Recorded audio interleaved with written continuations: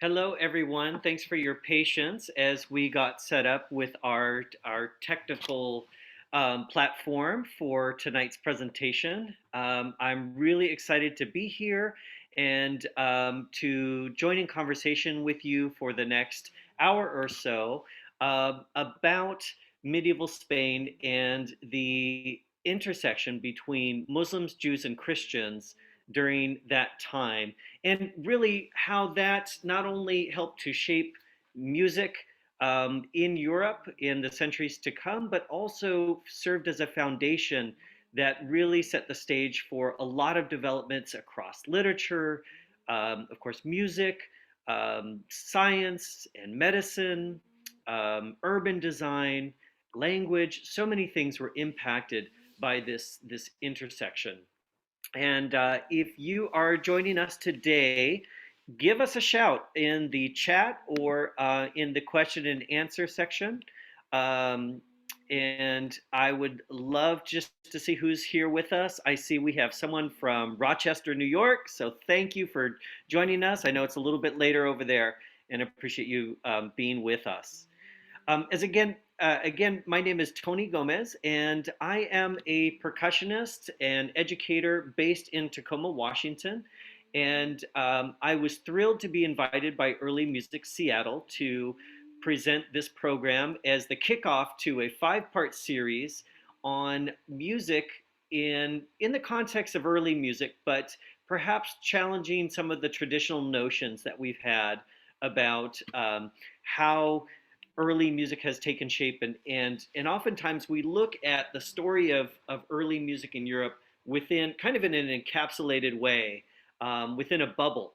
And a lot of what I'm hoping to do tonight and over the course of the series is to share with you the many different ways that the story of early music in Europe is deeply intertwined with musical traditions and heritage, really across the globe, but especially as how it's impacted by Africa, by Asia, and then eventually in conversation with the Americas.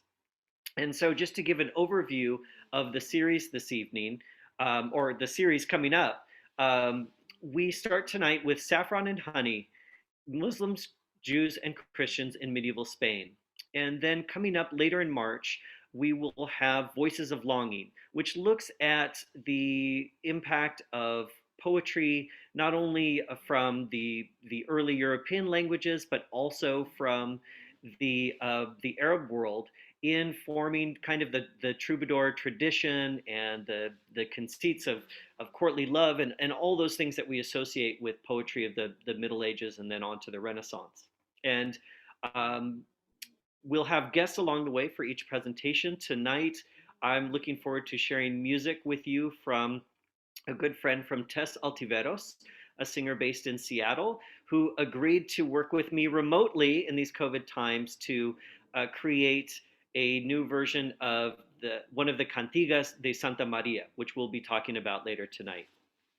Also, coming up in the next presentation, I'm thrilled to have Tony Geist, who is the chair of the Department of Spanish and Portuguese at the University of Washington. He'll be joining us to perform several historic poems from throughout Spain's history. And then looking ahead, we'll have more guests as we move into Latino musical migrations in April. And then in May, a presentation called Indomitable Spirit, and that looks at the music of the African diaspora in the Americas. So it'll build on what we explore in the previous presentations. Each presentation stacks one on top of the other as we kind of develop a global view of, of music's development over the past centuries. And then we'll finish off the series with a presentation in June called Arte y Justicia, and that is all about the connection between music and the arts with social justice movements, particularly in Latin America and among Latinos here in the United States. And that will wrap us up connecting tradition to contemporary practice as we hear it in music and we see it in visual art, we see it in street theater, and so on. So, looking forward to the series with you and to sharing with a lot of friends who will be joining us along the way. And thank you to Early Music Seattle, to the entire staff, to Amy, Betsy, Gus. Thank you for making this series possible. We're going to go ahead and get started.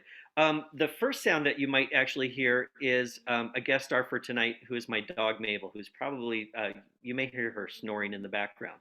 But at times I'll be able to cover that up with different instruments. And you'll see on the wall some instruments behind me, and some of those will make appearances as we go through the programs in the coming months. I'm going to jump into a PowerPoint so that we can kind of get a roadmap of where we're headed.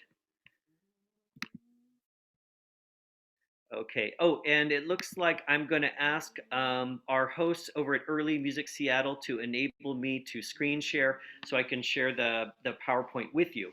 And in the meantime, I'm going to take out one of my instruments and we're going to start there. So one of the instruments that we're very familiar with in the music of Europe is the tambourine. But in Spain, the tambourine has the name pandero, which is actually a word based on a another word called bendir. And a bendir is a instrument that comes from North Africa, and I have one with me. It's for some people it might look like a tambourine on steroids, and you can see a snare here in it. And this is an essential instrument in early music of Spain. And I'm going to play just a little bit to get us started with some music.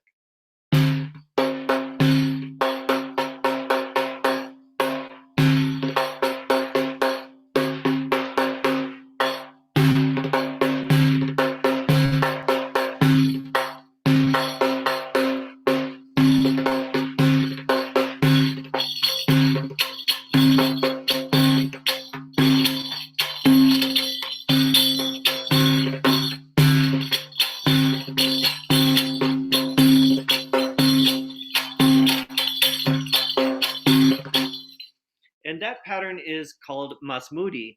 And that is a very old pattern that would be something that you would likely hear in connection with the ring songs that were very popular in Muslim Spain.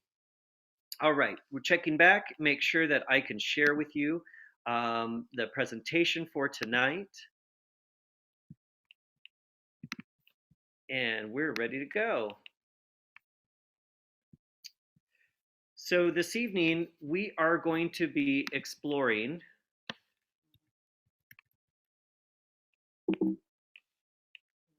medieval Spain, but from a very unusual point of view. And I should point out too that my introduction to this work is not necessarily through the academic world, but more this is something that I arrived at as a musician, and I started with Latin American percussion, and as I continued to play and then met some flamencos from Spain and started to study music from Spain, I started to dig deeper and deeper into the roots, um, the multicultural roots of Spain, and in particular, looking at the way that Spain is a place where there is a constant dialogue between different cultures, not only because of its geographic location, but because of the common history that so many communities have that overlap in that singular place.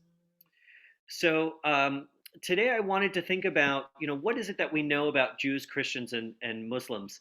And I should share too that as I started to delve into the kind of the interfaith history of Spain, I also and what that meant for Spanish society, I was also very aware of what was happening in our own time, and we oftentimes tend to think. Um, in terms of what is right in front of us. We talk about not being able to see the forest for the trees.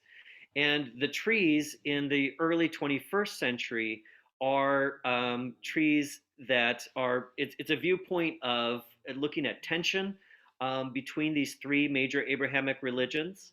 But if we dial back 1,000 years and more, and we center ourselves on the Iberian Peninsula, there is a very different relationship between each of these religions. And some of the tensions that we see today were flipped um, in the past. And so these are some questions that I invite people to think about as we get started, and to widen our perspective, to look beyond what our experience is over the past 150 years, and and think back to a time when the whole concept of the people of the book was alive and well. And that is not to sugarcoat history, but that is simply to alter our, our point of view today. Um, and I'll be pulling historic images during the presentation for us to get a sense of how the people of the Spanish Muslim world saw themselves and how they were portrayed at the time. And I also want to take a minute to talk about why we should take time to discuss a time and place so distant from our own, and what is it that we can take away from the past. As a musician who started by playing rock music and ska and reggae in a garage with other teenagers, to finding myself being a practitioner of early music a couple decades later. Um, I think there's tremendous lessons in what we can reveal in the past, and some of the detective work that we can do to learn a little bit more about ourselves and really see how our understanding of the past can inform our understanding of the present.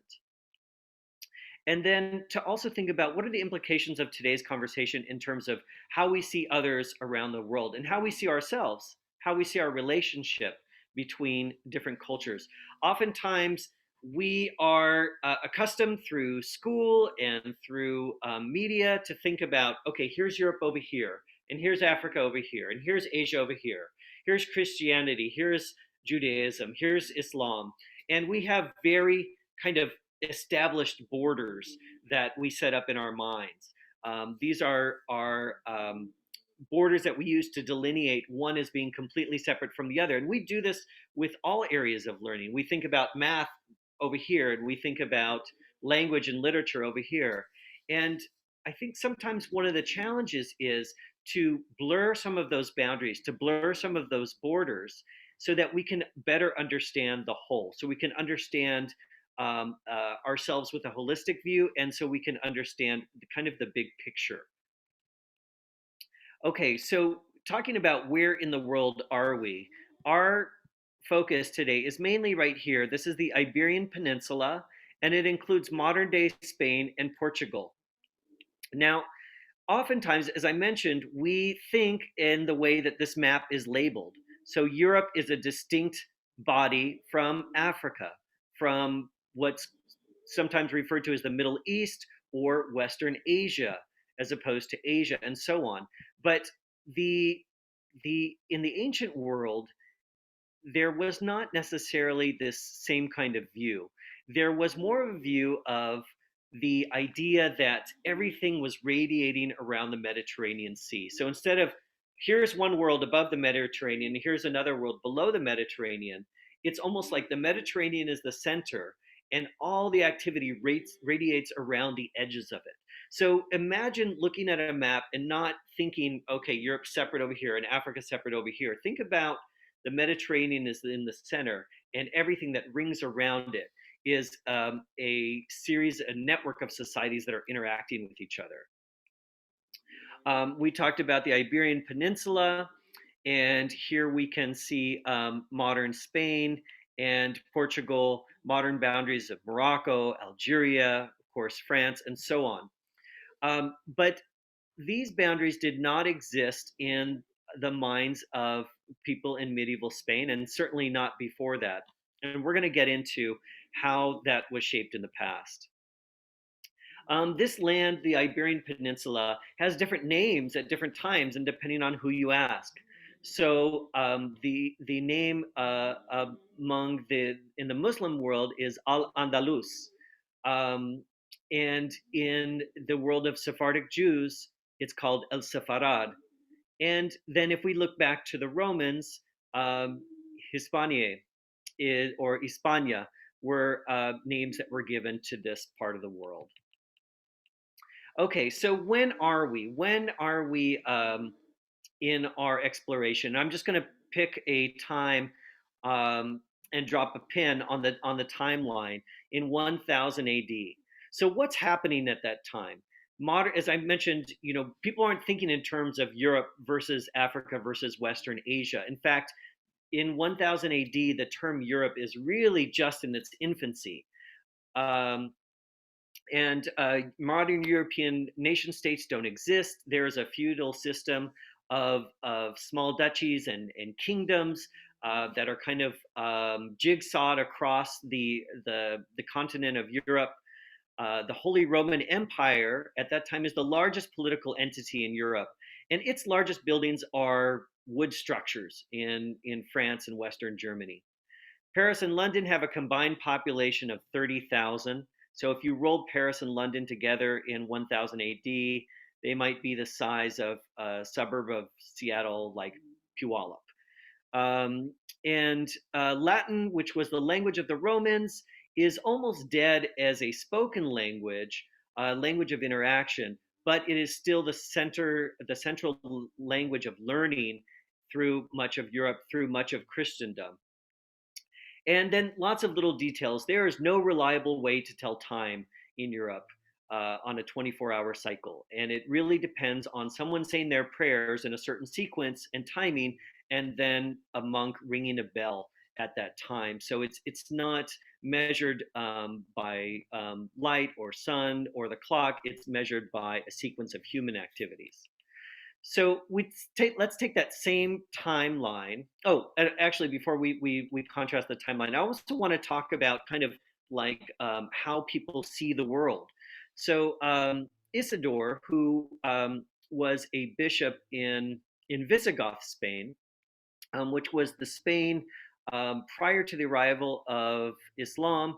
Spain was ruled by the Visigoths, that were a Germanic culture that, just as Germanic cultures moved down into Italy towards the end of the Roman Empire, the same happened on the Iberian Peninsula.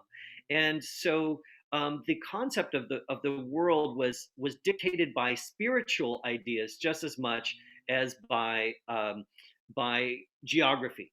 So in this map, you'll see kind of like a trinity of land masses that include Asia, Europe, and Africa. You see Asia on top, and then Europe and Africa on the left and right. The world is perceived as being round and flat, and then the Mare Oceanum surrounds all the land masses. Meanwhile, 1000 AD is also 390 in the Muslim calendar and 4760 in the Hebrew calendar. And if we look at what's happening on the Iberian Peninsula at the very same time that Paris and London have a combined population of 30,000, Cordoba is the seat of Al Andalus, the Caliphate of the Umayyad dynasty, and it is host to a population of about 100,000 people. The Royal Library alone, not including private collections, includes 400,000 volumes. And even leaders from other parts of Europe, like the future Pope, are sent to study what's called the Sabium Arabum, the idea of Arab knowledge. And in fact, our idea of liberal arts education is very much connected to those influences and how those influences shaped study in European universities afterwards. Then there's also all kinds of technical details. Cordoba has working street lamps, it's paved. Doctors there are able to conduct cataract surgery. So it is quite a contrast. And I think that this is important because a lot of us, when we went to school, for example, when I was in school, we learned about the Dark Ages. And in my mind, as a young person, I imagined something similar to a Seattle winter, which it just lasted for centuries and centuries. That the idea of this Dark Ages was just this overcast time in Europe. But of course, this term, which is not used by scholars so much anymore, refers to this middle time between the Roman Empire and the Renaissance. But the truth of the matter, and this is acknowledged by so many scholars, is that this was a time of thriving activity, definitely across the globe. And even in Europe, where people saw things as being kind of sleepy, there was a lot of activity, a lot of exchange of ideas, and a lot of energy that would set up the Renaissance in coming centuries. So we saw the map from Isidore, and we can contrast that with Ibn Hakal's map that was made not too much later. And to orient yourself to this map, kind of flip yourself upside down. So what you'll see here is this large landmass on the top is actually Africa, and right here we see the Strait of Gibraltar, and then Spain and Portugal are right here, and then Europe is at the bottom of the map. So this is a south-north orientation versus a north-south orientation. Um, and so we see also a trend in the Muslim world as Islam expands. It expands in many different directions at once, and moves from the Arabian Peninsula first to Damascus and Syria, where the Umayyad dynasty is, and then when that dynasty is replaced by another, the kind of the seat of the Muslim world moves to a new city, Baghdad, while the Umayyad heir Al-Rahman flees westward through North Africa, and then eventually enters Spain, where Muslim presence had been established a couple decades earlier. And one of the things that's interesting at this time is there's an explosion of scholarly research and knowledge in the Muslim world. And we'll talk more about that as we go. But as you look at this map, you get a sense of the different parts of the world that were connected through this this network of ideas and communication. And I'd like to share a poem with you that it was written by, is accredited to Abd al-Rahman, who was the Umayyad heir who founded the caliphate that would develop in Spain.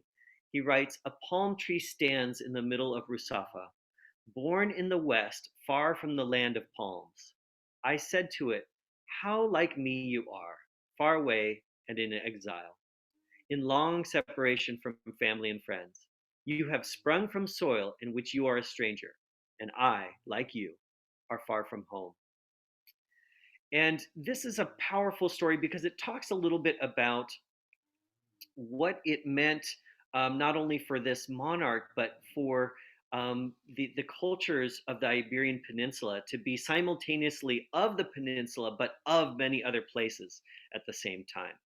I want to take a break from the presentation because I can't see your comments or questions when we are in that mode.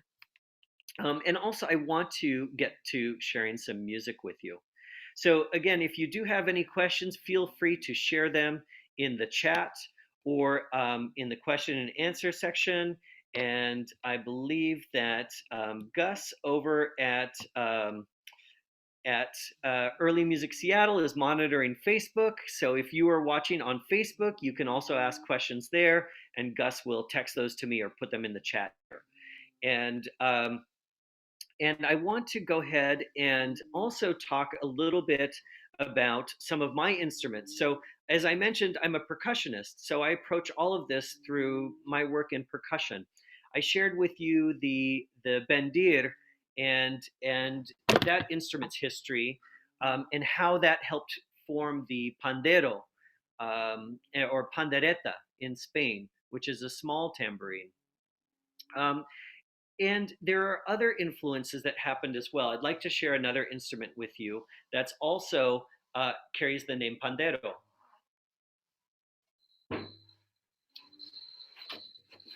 This instrument is is a different shape than other frame drums. It is a square, and it is also a pandero.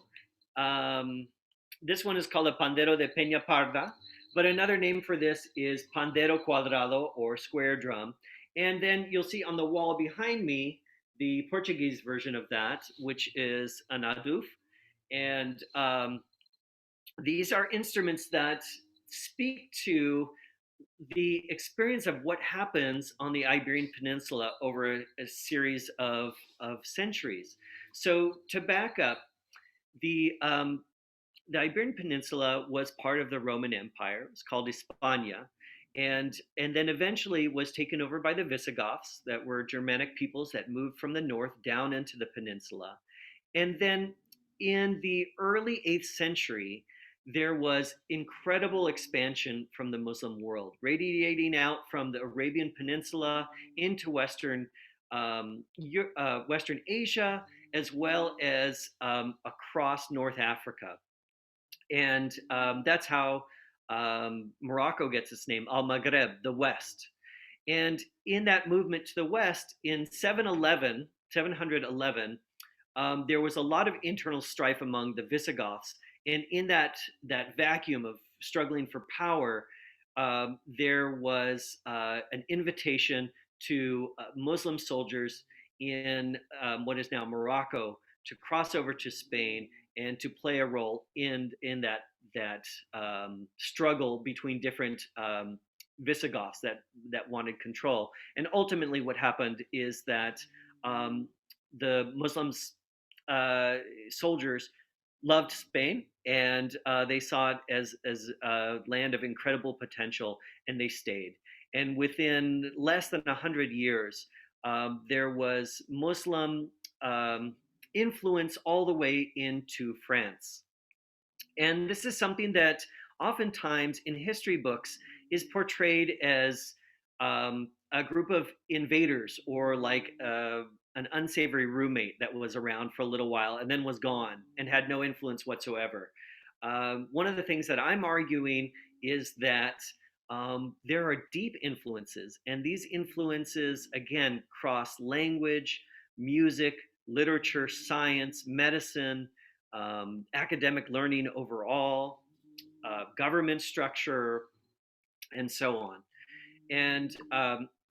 And so this drum is a very simple example of that.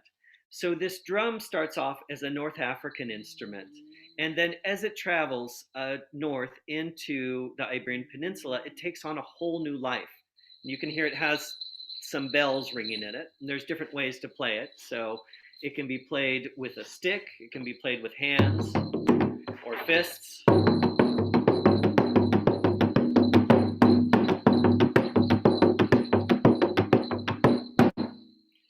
And this instrument that starts its journey in Muslim hands arrives in the Iberian Peninsula. And now, when you find this drum across the Iberian Peninsula, both in Portugal and Spain, one of the main places you'll see it is in Holy Week processions, in the music and street theater of La Semana Santa, the Holy Week leading up to Europe. So, again, something that arrived in Muslim hands was not only accepted and integrated, but became a crucial part of Christian practice in the peninsula. And so I want to go back to the presentation for a minute and talk about how this connects to other aspects of culture.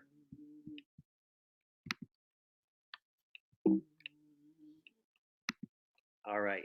So as I talked about, in 711 is when Muslims entered the Iberian Peninsula.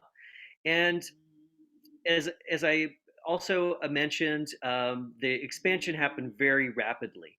And this happened in the context of a much larger expansion around the world. And this is really important to understand, because even before the idea of Europe existed, before the idea of Europe as a single place, when it was very much a fragmented place after the Roman Empire, it it stood in contrast to this massive stretch across the globe that put in connection and in communication cultures from India and Bengal and Malaysia and Indonesia, all the way to Timbuktu and Western Africa and up into Central Eastern Europe. So, one of the incredible things that happens in this process is that there is a huge exchange of ideas and learning. And so, ideas that might be developed in one place travel to another. And so some of the most famous examples come in science. So, for example, mathematics, the basic building blocks of algebra take place in what is now India, where there was a strong concept of the zero. And they find their way to Europe by way of Muslim Spain as well as by way of the Crusades. And even the words that we use today, like algorithm and algebra, have roots in the Arabic words for this system of math and for its founder. Now, the Caliphate of Cordoba, or the Kingdom of Cordoba, or Andalus, stretched up towards what is now Barcelona at one point. And it was an incredible place that rivaled the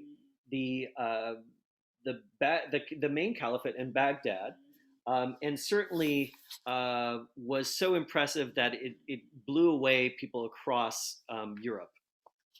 And I want to read a little bit to you about what was happening at that time. So you had cities like Cordoba, which were very well established, and they were centers of learning. And the Arabic language, in particular, was very much alive. And and so people were, regardless of whether they were Christian or Jewish, were working in Arabic as a language of learning and a language of exchange, commerce, and politics. Um, Also, at that time, the the um, the Cordoban Caliphate at its height kind of reflected this presence of these different cultures, and it's important to note that as Muslims arrived into Spain, the approach, especially with regard to Jews and Christians, was very different than we might expect or assume. For the Jews of Spain, who had been on the peninsula since Roman times at least, and possibly came over with Phoenicians, life got much better under the Muslim rule than it was during the Visigoth era. And for Christians, Christians were also recognized through a system of demi, or the recognition of people of the book. And so these faiths were not only allowed to continue practicing their faith, but oftentimes you see a sense of recognition and exchange, even in grand buildings like the mosque in the city of Cordoba that stands to this day, which Muslims purchased. It was originally a Visigoth church, and they purchased the building to set up a community mosque, which existed and was added to for many centuries. So, very different kind of an idea of what it means to arrive and to kind of mess with our assumptions about the idea of invasion, so to speak. Um, and also, at the height of the Cordoban Caliphate, we see a reflection of these different religious cultures in the structure and the leadership. So, in the time of Rahman III in the 900s, Rahman has a grand vizier who is Sephardic Jew, and a leading diplomat that is a Christian bishop. And that is something that was unheard of in other parts of the world at that time. And certainly at this time, it's almost like people would set it up as a joke, like a Muslim king, Jewish prime minister, and a Christian diplomat walk into a bar or something, right? Um, but in the mid 900s, this was the reality on the Iberian Peninsula. And this was going to have huge implications for music as well as other types of learning. Now, want to read a little bit of a letter that was credited to Hasdai, who was the Jewish prime minister in this Muslim kingdom. And he was writing to a mythical Jewish tribe far in the east, in central, actually in Western Asia, up in the steppes of the Caucasus. And he wrote, "Let it be known to you, my lord, that our land is called Sepharad in the Holy Tongue, while the Ishmaelite citizens call it Al-Andalus, and the kingdom is called Cordoba." And he goes on to write, "It is a land of grains, wines, and purest oils, rich in plants, a paradise of every sort of sweet, and with gardens and orchards where every kind of fruit tree blossoms, and those with silkworms in their leaves. Our land also has its own sources of silver and gold, and in her mountains we mine copper and iron, tin and lead, coal, marble, and crystal. The king ruling over the land has amassed silver, gold, and other treasures, along with an army the likes of which has never been amassed before. When other kings hear of the power and glory of our king, they bring gifts to him. I receive those offerings, and I in turn offer them recompense." And so this is a far cry from what we oftentimes think of as the Middle Ages or the Dark Ages, a time of, we think of it as a time of disconnection, of leaning more on faith than on science and reason. We think of it as a time of isolation and fragmentation. But what we're seeing in Cordoba, the kingdom of Cordoba, which stretches over much of what is now Spain, we see an interconnected network that is in turn tied to a larger global network that allows Spain to be in conversation not only with Baghdad, but also with India, with the Indian Sea, with North Africa, all the way to sub-Saharan Africa. And I want to talk a little bit about language. Now, we'll talk about this again in more detail when we get to the next presentation in late March on poetry. But languages that were happening in the peninsula at that time included Arabic and Latin, Hebrew, Ladino, which is a form of early Spanish with Hebrew mixed in, spoken by Sephardic Jews. There was Al-Hamiado, which Al-Hamiado was kind of like an Arabized. In fact, on the right, you can see Al-Hamiado, this image on the right. So this is basically Latin or Romance languages expressed in Arabic script. And then, of course, there were Romance languages that were starting to take form, like Castilian, which would become Spanish, and all the other forms that are languages to this day in Spain, including Catalan and Valenciano and Gallego from Galicia. And then, of course, languages that would help inform the development of French, like Languedoc, which was a language in kind of in the Occitan world, which was southern France and kind of the northeastern corner of Spain. And who were these languages spoken by? They were spoken by a multitude of people. And this is one of the things that excites me as an American in the 21st century, at a time when our nation is diversifying at a level that is previously unexperienced in this country, at a time when the youngest generation, Gen Z, is the most diverse generation in the history of our nation. To me, it's really inspiring to look back at these moments, these snapshots of interaction and interculturalism that happened in Iberia, as we encounter Visigoth Christians, Arab Muslims, Amasing or Berbers, Sephardic Jews, and then various folks that are converts, that belong to one group but practice the customs of another. So Mulalads, Mosarab Christians, Mudahars, Moriscos, Conversos or converts. These are just some of the people that that we encounter in Iberia. And of course, we also encounter visitors from across the old world. We encounter sub-Saharans from the worlds of Mali and Songhai. Across the Sahara, we encounter people from Syria and from Egypt and from further afield.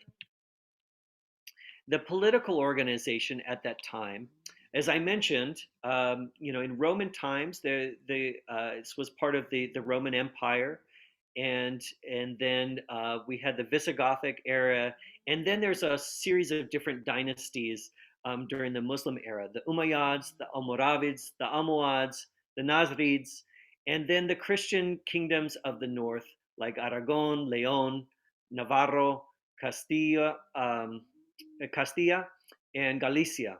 And of course, these would eventually combine as a process of what was eventually to be mythologized. What is the word for that? It was created as myth as well as reality in the what was called the Reconquista, the Reconquest, which we're kind of take apart that term a little bit in a minute. We talked about the Dima, the interaction between Jews and Christians who were free to practice their religions at that time, although there were specific rules around, not building any church towers that were taller than the minarets of the mosques, or taxes that members of these other religious groups would pay, although there were other benefits in terms of not being obligated to serve in the Muslim military and so on. In this slide, you see pictures. One is from a Christian chapel in Cordoba, and that's the image with the gold stars on blue. And then on the right, the image of these grand arches in white and beige. That is a building that was built by Arab craftsmen, or actually Muslim craftsmen, to be a synagogue in Toledo, and then eventually was taken over by Christians and now is a Christian church. I talked about the power of learning, and one of the contrasts between what was happening in the Muslim world and what was happening in the rest of Europe was the use of paper. So paper was not only in circulation in in Muslim Spain, it was also in production at multiple locations. And that made a huge difference in terms of what could be copied and circulated in comparison with with monasteries in other parts of Europe that were relying on monks to relate stories and knowledge, copying them from one skin to another, which is a much slower process of development. Before we go to music and so on, I want to stop the presentation. I do see one question.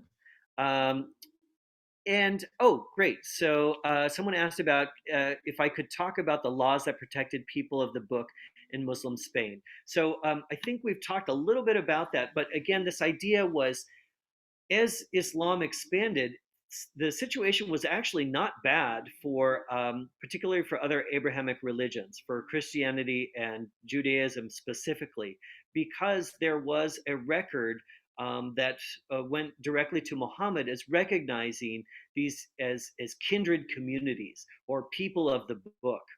And these dimi or dima um, refer to the guidance that was used to ensure that these communities could not only remain in Muslim controlled lands, but also thrive and contribute to the economy, to the knowledge base, and so on. And then I also shared a little bit about the details of the parameters in terms of what was allowed and what wasn't allowed. So one of the challenges with Christianity is that Christianity is a religion that is custom built for evangelization, for proselytizing, and in the Muslim world, that kind of missionary conversion process was frowned upon. So that was one point of difference. Um, Also, what we see happening in Europe is that the Vatican, in particular, and others see Islam as something to galvanize against. And there's an incredible book called God's Crucible that addresses this in more detail by a fantastic American scholar whose name is escaping me right now. But God's Crucible talks a little bit about how this notion of Europe really develops not because people in Europe find a sense of commonality, but because of this sense of contrasting Christian Europe or the Christian peoples of Europe with the Muslim peoples outside of Europe and the rapid growth of Islam.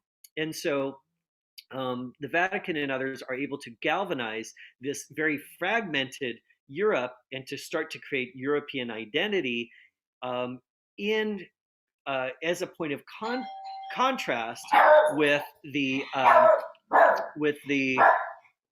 Muslim world.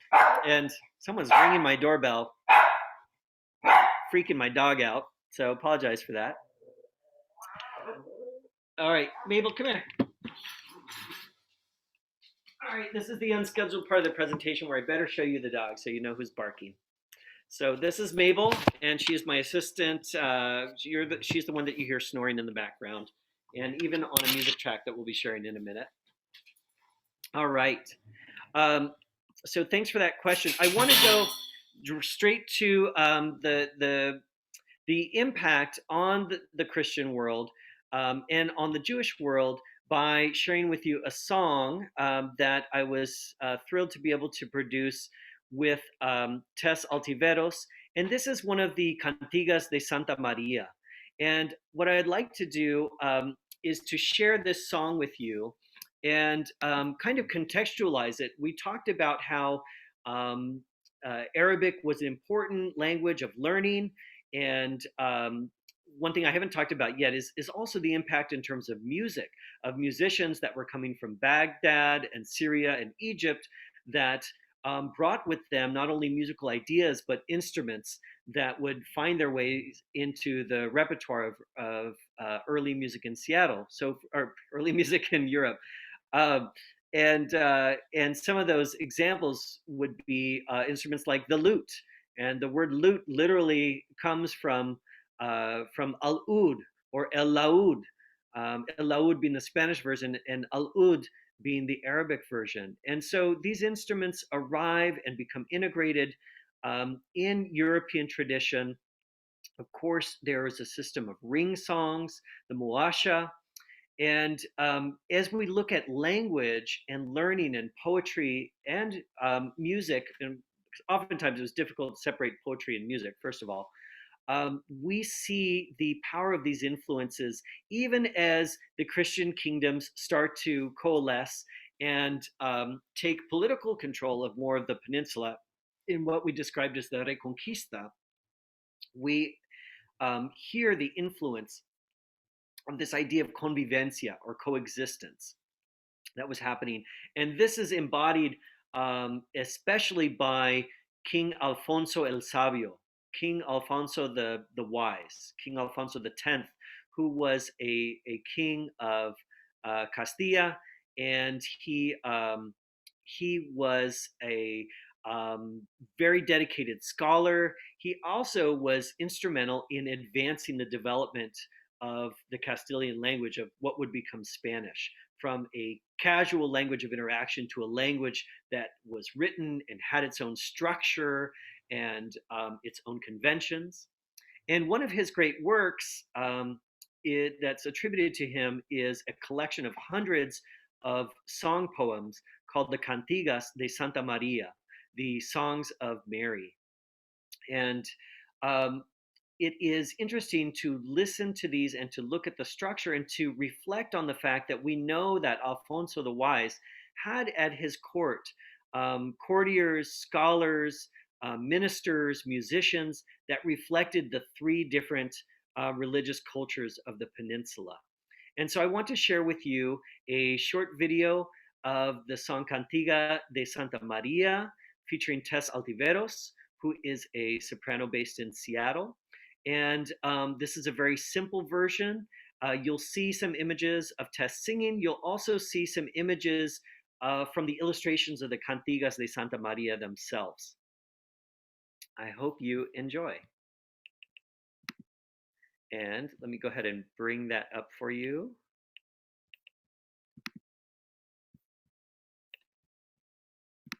All the fun of technology. I am sorry for the dog, everyone. That was different. So this video is fresh off the press. We just recorded it, and it is of Cantiga number 353, which is talks about those who honor the Virgin Mary, honor her Son and the Father. And then it relates the story of a boy in Venice who witnesses a miracle relating to a statue of the Madonna and Child in that place and time. And queuing this up for you, and we will get this rolling.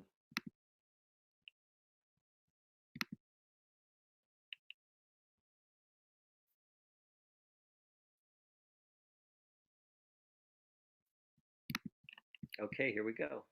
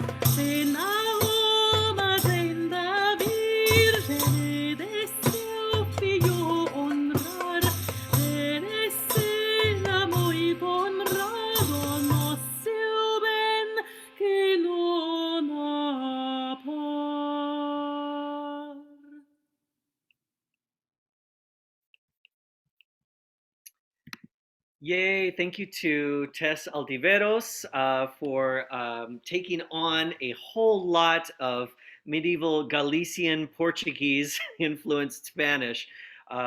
We had quite an adventure working on the pronunciation and phrasing for that, but I'm so appreciative to you, Tess, for agreeing to work on this song. And this is one of my most favorite parts of the presentations in this series is each episode will have at least one, if not more, collaborations with different artists and poets and scholars from across different networks and areas of expertise that inform our conversation. Um, and I want to also just share that we are welcoming any questions. We're coming up on 8 o'clock now, but I am happy to answer any questions that come up. This is very informal. This is a chance to share. And I see a question that someone asked about where can we hear more music like that? Great question. I'm going to share in the chat the names of some different groups, and and there are many that specialize in the music of medieval Spain. Calamus is a group that comes to mind. Lots of connections on the label Numa and Begonia, Olvide, and of course, very established musicians like Jordi Savall have also done collections of the Cantigas as well as other medieval music, such as the Libre Vermel, which is a collection of pilgrim music that was for the Black Madonna of Montserrat in the mountains outside of Barcelona, which was an important stop in this pilgrim route that connected Rome to Montserrat and then down to Santiago de Compostela. Of course, the most famous part of that road or camino is what we now refer to as El Camino, that leads along the crest between Spain and France and then winds its way to Santiago in Galicia, northwestern Spain. And there's Tess, and thank you so much for joining us and for being part of the experience. I'm putting the names of some other performers there, and moving on to another great question. Does flamenco originate in, or was it influenced by the Muslim period in Spain, or is it a later development? And the answer is yeah, all of that, I would say. It's hard to document a lot, um, but what I can definitely say is that flamenco is a modern expression of people who are called the Roma, which have also been called the Gypsies. And they are people who are of origin in India who move westward over the centuries. And of course, that is why there are Roma or Gypsy cultures everywhere from Eastern Europe to North Africa to Italy and of course Spain, where flamenco develops. And so a lot of the roots of flamenco can be connected to Indian traditions of music and dance, but they also embody the journey, so to speak. And so with flamenco, I can't help but think about how the modulations in flamenco interact with the way that vocal music is done in other parts of the Muslim world. And keeping in mind that northern India was part of the Muslim world for many centuries. And so instruments that we think of as Indian music instruments like tabla, Indian tabla, because tabla is an Arabic word that means drum, and so it's also a word for a drum in Egypt. But there's a deep sense of connection there, and and a number of scholars have looked at kind of like the intercultural texture of the Iberian Peninsula as helping to inform the very Roma expression of flamenco. Great question. Um, and there are so many other musical styles. Of course, we'll look at how um, music in relation to poetry takes shape in other parts of Europe based on what's happening in Spain. But I can't emphasize enough for those of us who grew up in school experiences where everything was separated in these little boxes, these different boxes, to think more broadly, to think in an integrated way about how cultures are in touch with each other and not how they're separated from each other. And there are little hints all around us. There are words like coffee and sugar that are originally kawa and sucran, and there are words in Spanish like even the word Guadalupe has an Arabic root in it. So Wada in Spanish, like in Guadalquivir or Guadalupe, Guadalajara, comes from the Arabic word wadi for river valley. So we see a lot of examples of how the culture is embedded. I'm going to share just a couple more things from the presentation for anyone who would like to stick around, but absolutely welcome your questions. That's my favorite part. So, just to kind of round out some of the things we've talked about music, culture, and aesthetics, knowledge and technology. We see examples of this. We talked about the oud. We talked about something as complex as cataract surgery and how science and medicine, the ideas of sharing science and medicine, traveled the Muslim world. Um, and then also, as we get ready to close, um, I I want to kind of give a preview of some of the things we'll be talking about in the future presentation. So, the incredible tradition of courtly music and poetry that was part of Al Andalus, and then in turn was internalized by the taifas, the city states in Spain, that were sometimes under Muslim control and sometimes under Christian control. They carried this mantle and actually propelled it forward even more. And we hear this in the voices of poets like Ibn Hazm, who created a wonderful work called The Neck Ring of the Dove, and writes that love, may God honor you, is a serious illness, one whose treatment must be in proportion to the affliction. It is a delicious disease, a welcome malady. Those who are free of it want not to be immune, and those who are stricken want not to be cured. So we see an example of the kind of like a preview of what's to come in terms of medieval and Renaissance poetry and the idea of courtly love. And of course, not everything is rosy. There were many moments of tension during the Muslim era and during the time of the Reconquista, and we'll talk more about how this relates to poetry in the coming session.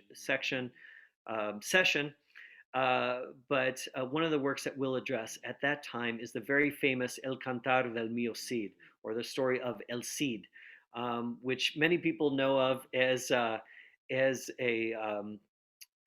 movie version from the 60s, or the derivations like Man of La Mancha, which is connected to Don Quixote, which in turn is a spin on this epic hero of El Cid. But a lot of our assumptions, and in fact, we talked about the Reconquista, the Reconquest, and this kind of this mythology that was created that Spain was originally Christian and will always be Christian and will return to pure Christianity, and this presence of Islam and Judaism was just a blip on the timeline. Um, that all goes out the window, even with the name of El Cid, which the name of El Cid is literally a variation of Al Said, the Lord, in Arabic. We talked about, I talked briefly about the Taifas. So when the kingdom of Al Andalus fell, um, the peninsula was divided into many small kingdoms and city states. And one of the things that I want to share is that this time of convivencia, coexistence, that occurred on the peninsula was a time of an existence in the middle, so to speak, a consensus culture.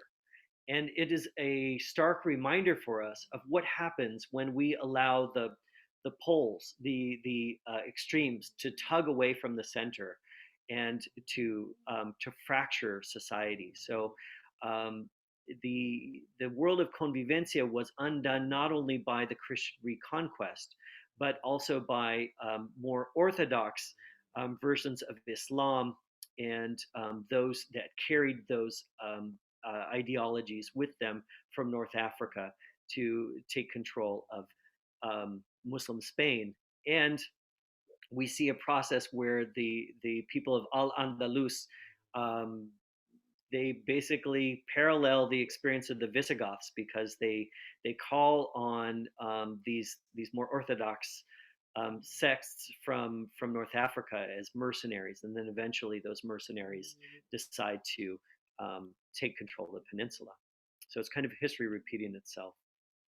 Lots of examples. Some of these we'll save for the next presentation. Ajedrez, of course, we know it as chess. Sciences we've talked about. Poetry and literature we'll talk about in more detail. One thing that we'll also discuss in the next session is a second golden age of Hebrew letters and Hebrew poetry that's made possible in the environment of convivencia. And we'll look at some of the figures from that. Oh, one more thing in terms of music, I mentioned briefly the ring songs or ring cycles, song cycles of the Arabic world, the muasha, were a template that interacted very well with the tradition of epic poetry that existed in other parts of Europe. And we've talked about the Reconquista and the impacts of extremism in tearing apart a shared culture and replacing it with a homogenous monolithic culture.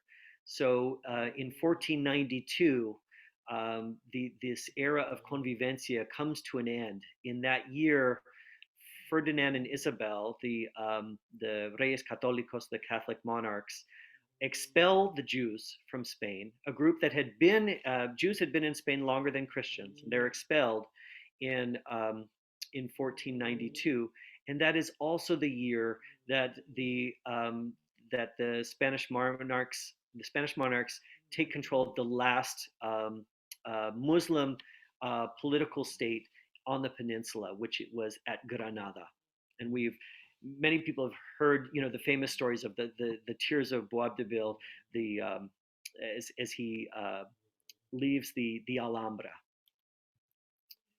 and this question of extremism puts an end. But there are many positive legacies which we've talked about throughout this evening. What I'm trying to get to is a poem that I want to close with, and it's a couple slides away. So I think what I'll do is I will just share with you this image, which is kind of like an architectural poem of the Alhambra, which in 1492 leaves Muslim hands and becomes the prized location of the Catholic monarchs. And while there is this intention to basically completely Christianize the peninsula, that is carried out not only politically but then through the Inquisition. At the same time, there are these strands of this intercultural time that stay with us to this very day, and are evident not only in music but in architecture across the peninsula, and then of course across the Americas because of the role of Spain and Portugal in the colonizing of the Americas. So I want to thank folks for taking time to visit with us, and I see one more question about the role of women in these histories, and can we cover this in future presentations? Absolutely. And I will just briefly say that I'm going to recommend another book for folks. I'm going to put it in the chat, and the main scholar whose work inspired me to pursue this is the late scholar Maria Rosa Menucal, and so I want to address this, not only the role of women in the time of convivencia, but the role of women in taking a critical lens and challenging this very kind of lockstep view that has Europe over here and Africa and the Muslim world over here, and challenges us to see that we are the inheritors of an incredibly diverse place.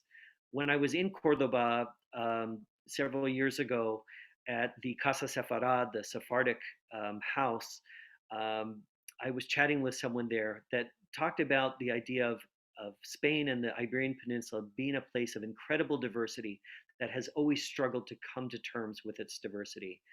And so for us, that is a challenge that we inherit in a very multicultural, diverse nation where we are struggling this in this very day of how to do that and how to see each other and hear each other and to create equity.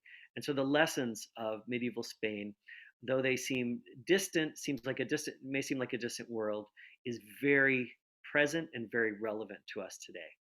So thanks everyone for taking time. I really appreciate you spending part of your evening with me, and we will see you on March 31st for Voices of Longing, Medieval Poets and Troubadours of Spain and France. Buenas noches.